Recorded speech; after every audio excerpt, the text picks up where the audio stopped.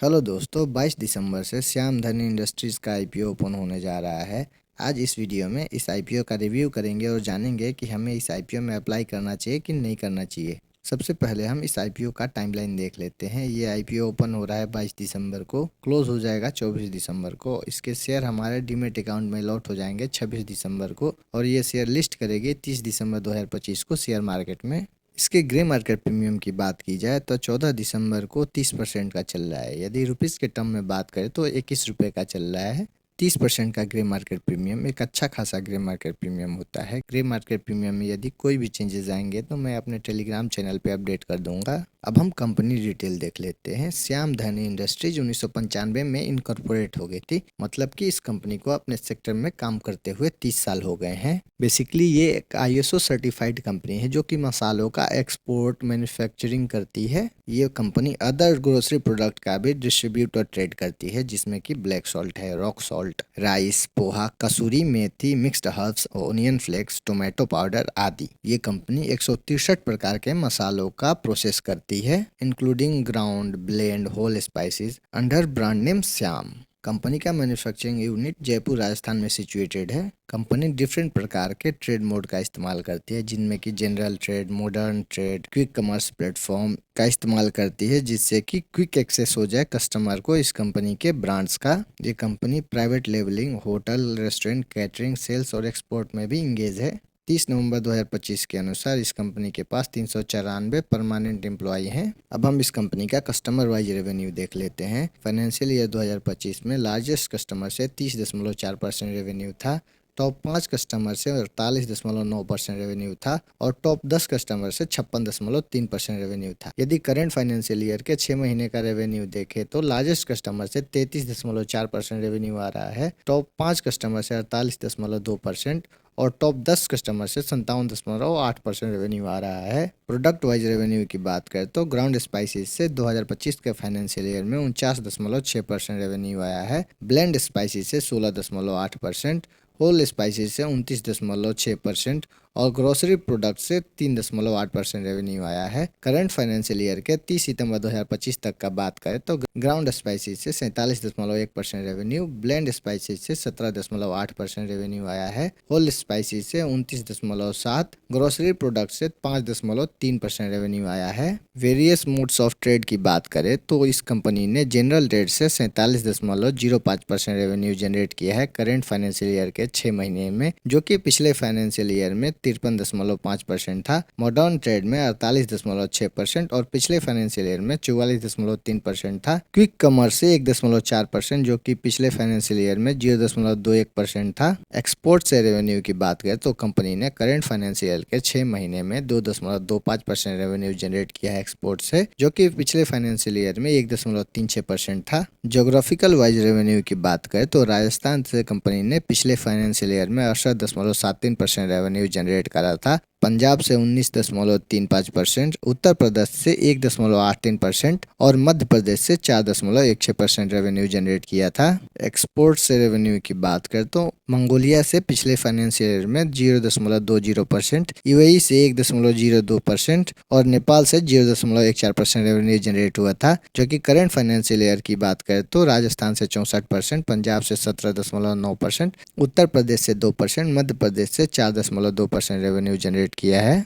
अब हम कंपनी का फाइनेंशियल देख लेते हैं। हमारे पास फाइनेंशियल ईयर 2023, 24, 25 का डेटा है और करंट फाइनेंशियल ईयर में 30 सितंबर 2025 तक का डेटा है। एसेट्स की बात करें जो कि फाइनेंशियल ईयर 2023 में 27.5 करोड़ का था, करंट फाइनेंशियल ईयर तक बढ़ के 88.79 करोड़ हो गया है। टोटल इनकम यानी कि रेवेन्यू की बात करें तो 68.1 करोड़ से बढ़ के पिछले फाइनेंशियल ईयर में 124.75 करोड़ हो गया है और करंट फाइनेंशियल ईयर के 6 महीने में 63.8 करोड़ का हो गया है। प्रॉफिट आफ्टर टैक्स की बात करें तो 2.9 करोड़ से बढ़ के 8.04 करोड़ हो गया है और करंट फाइनेंशियल ईयर के 6 महीने में 4.2 करोड़ हो गया है। इबिटा की बात करें तो 5.97 करोड़ से बढ़ के 14.5 करोड़ और करंट फाइनेंशियल ईयर में 8.66 करोड़ हो गया है। नेटवर्थ की बात करें तो 9.2 करोड़ से बढ़ के 27.81 करोड़ हो गया है। रिजर्व की बात करें तो 8.12 करोड़ से बढ़ के 12.93 करोड़ हो गया है। टोटल बोरोइंग की बात करें तो 12.75 करोड़ से बढ़ के करंट फाइनेंशियल ईयर तक 48.18 करोड़ का हो गया है। इस कंपनी का रेवेन्यू में इंक्रीमेंट की बात करें तो 2024 के फाइनेंशियल ईयर से लेके 2025 के फाइनेंशियल ईयर में 16% का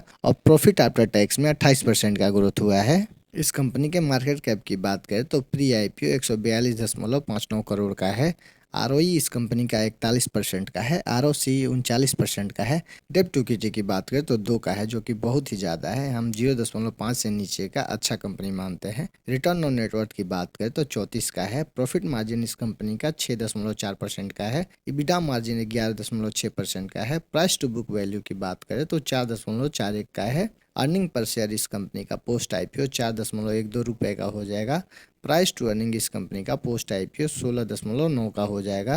प्रोमोटर्स होल्डिंग की बात करें तो इस कंपनी के पास 98.11% का है। अब हम इस कंपनी के इसके पीयर्स से कंपेयर करके देखते हैं कि कहाँ स्टैंड कर रही है। इस कंपनी ने अपने पीयर्स मधुसूदन मसाला लिमिटेड और एनएचसी फूड लिमिटेड को घोषित किया है। अर्निंग पर शेयर वाइज ये कंपनी दूसरे स्थान पे नजर आ रही है। नए पर शेयर वाइज भी ये कंपनी दूसरे स्थान पे है। प्राइस टू अर्निंग वाइज देखें तो ये कंपनी भी दूसरे स्थान पे नजर आ रही है। रिटर्न ऑन नेटवर्थ वाइज ये कंपनी अपने सेक्टर में अव्वल नज़र आ रही है। अब हम आईपीओ डिटेल देख लेते हैं इस कंपनी का। फेस वैल्यू 10 रुपये पर शेयर का होगा। प्राइस वेंट 65 से 70 रुपये पर शेयर का होगा। लॉट साइज 2000 शेयर का है। सेल टाइप की बात करें, सारे के सारे फ्रेश इशू हैं, जो कि एक पॉजिटिव चीज़ है। ये कंपनी एनएससी पे लिस्ट कर रही है। टोटल इशू साइज की बात करें तो 38.4 करोड़ का होगा। उसमें से 1.96 करोड़ इन्होंने मार्केट मेकर के लिए रिजर्व रखा है। पब्लिक को ये 36.5 करोड़ ऑफर कर रहे हैं। अब हम आईपीओ रिजर्वेशन देख लेते हैं। ये कंपनी ने मार्केट मेकर के लिए 5.09% शेयर रिजर्व रखा है। QYB को ये 47.3% शेयर ऑफर कर रहे हैं। NII के लिए इन्होंने 14.3% शेयर रिजर्व रखा है और रिटेलर को ये 33.2% शेयर ऑफर कर रहे हैं। आईपीओ के लॉट साइज की बात करें तो इंडिविजुअल इन्वेस्टर मिनिमम 2 लॉट यानी कि 4000 शेयर के लिए अप्लाई कर सकता है, जिसका वैल्यू होगा 2,80,000 रुपये। स्मॉल HNI 3 लॉट यानी 6000 शेयर के लिए अप्लाई कर सकता है और बिग HNI 8 लॉट यानी कि 16,000 शेयर के लिए अप्लाई कर सकता है, जिसका वैल्यू हो गया 11,20,000 रुपये। अब हम आईपीओ ऑब्जेक्टिव देख लेते हैं, मतलब कि ये कंपनी जो 38.4 करोड़ रुपए उठा रही है मार्केट से, उस पैसे का क्या करेगी। 91 लाख का इस्तेमाल ये कंपनी मशीन के परचेज में करेगी, जिसका इंस्टॉलेशन ये कंपनी अपने जयपुर के मैन्युफैक्चरिंग फैसिलिटी में करेगी। 66 लाख का इस्तेमाल ये कंपनी सोलर रूफ टॉप जो कि 200 किलोवाट का होगा उसका परचेज में करेगी। 7 करोड़ का इस्तेमाल ये कंपनी बोरोइंग पेमेंट में करेगी, जो कि एक पॉजिटिव चीज़ है कंपनी के फ्यूचर के लिए। 14 करोड़ का इस्तेमाल ये company funding incremental working capital requirement में करेगी। बाकी बचे पैसे का इस्तेमाल ये कंपनी जनरल कॉर्पोरेट पर्पस में करेगी। कंक्लूजन देखने से पहले आपके फैमिली मेंबर में किसी को भी जीरो दया ग्रो में फ्री में डीमैट अकाउंट खुलवाना है तो उसका लिंक मैंने डिस्क्रिप्शन बॉक्स में दे रखा है। ग्रे मार्केट प्रीमियम इस कंपनी का 30% का चल रहा है, मतलब कि इस कंपनी का डिमांड दिख रहा है और लिस्टिंग गेन के चांसेस हमें थोड़े नजर आ रहे हैं। एसेट्स हमने देखा इस कंपनी का साल दर साल बढ़ा था, जो कि एक पॉजिटिव चीज़ है कंपनी के लिए। रिजर्व इस कंपनी का जिगजैग रहा था।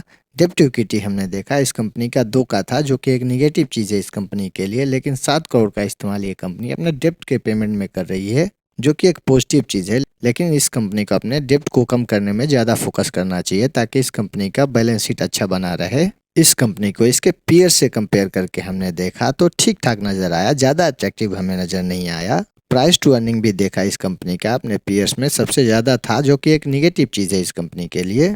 थोड़ा सस्ते पे ऑफर करना चाहिए था इस कंपनी को। ये कंपनी मुझे फंडामेंटली और फाइनेंशियली ज़्यादा अट्रैक्टिव नज़र नहीं आई, लेकिन आपको अप्लाई करने का डिसीजन अपना रिस्क एनालिसिस करके करना है। इस वीडियो में कोई भी बाय और सेल का रिकमेंडेशन नहीं था। यदि आपको ये वीडियो अच्छा लगा तो अपने दोस्तों के साथ शेयर करें और लाइक और सब्सक्राइब कर दें ताकि हमारा मोटिवेशन बना रहे। Thank you.